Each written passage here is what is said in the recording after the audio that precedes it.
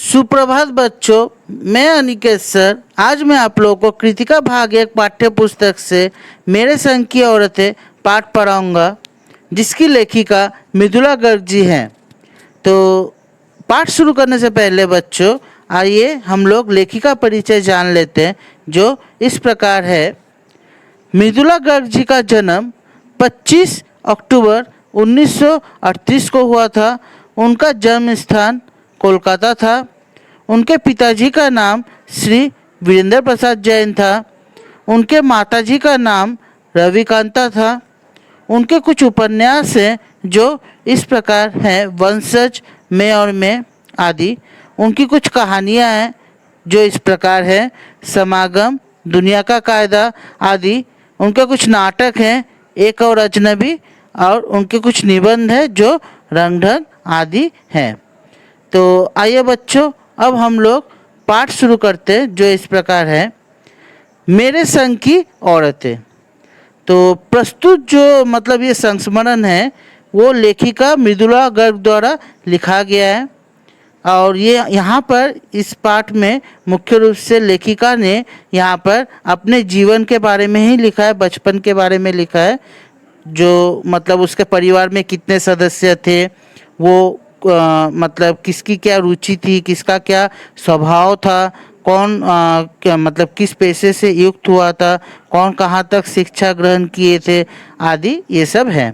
तो इसमें मुख्य रूप से लेखिका ने अपने परिवार की औरतों के बारे में यहाँ पर कहा है।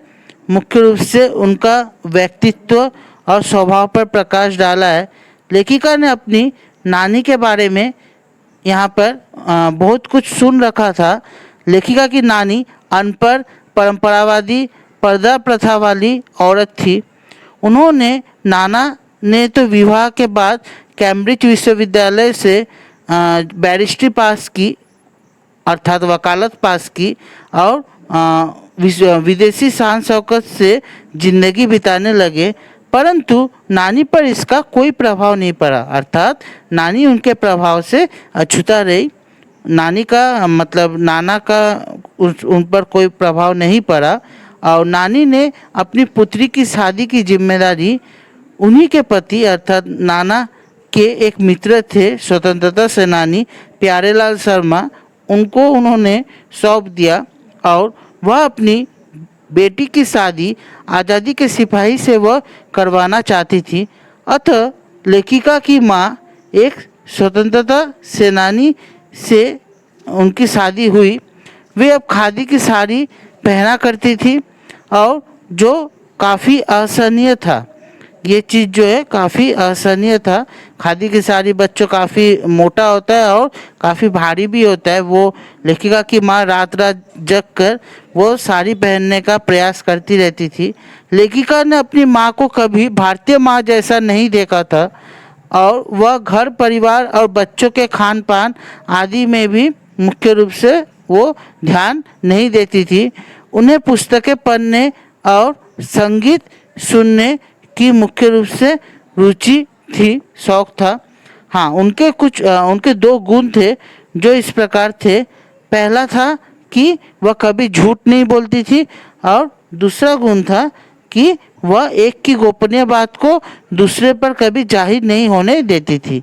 इसी कारण उन्हें, पहले गुण के कारण उन्हें घर में आदर मिलता था, और दूसरे गुण के कारण उन्हें बाहर वालों से दोस्ती भी मिलती थी। आगे बच्चों कहा जा रहा है कि लेखिका की परदादी जो थी वो लीक से हटकर चलने का शौक रखती थी।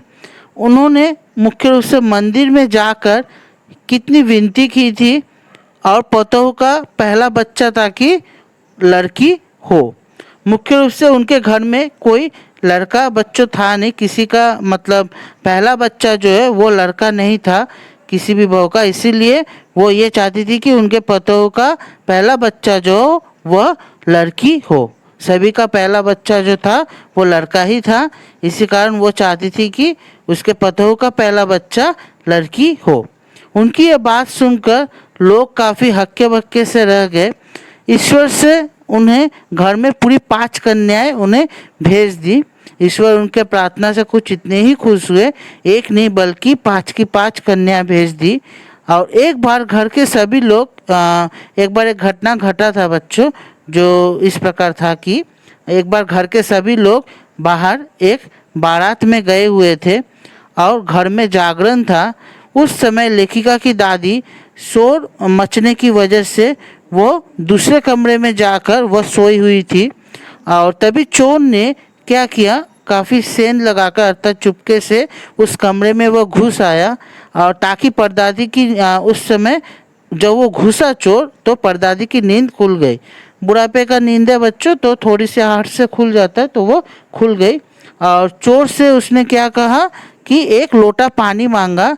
वो काफ़ी आश्चर्य हो गया क्योंकि आज तक उसके जीवन में कभी ऐसा कोई घटना घटा था नहीं कि जो मतलब कहीं पर चोरी करने के लिए गया है वो और वहाँ जो है उससे पानी मांगा जा रहा है। तो यहाँ पर मुख्य रूप से वो भी काफ़ी आश्चर्य रह गया। तो क्योंकि वो बूढ़ी दादी थी, वो वृद्ध महिला थी, इसीलिए वो उसके चोर को उसके सामने झुकना पड़ा और वह कुएं से जाकर उसके लिए पानी ले आया। तो परदादी ने क्या किया, आधा लोटा पानी खुद पिया और आधा लोटा पानी वह चोर को पिला दिया और ये कहा कि अब हम एक ही लोटे से पानी पीकर हम माँ बेटे हो गए।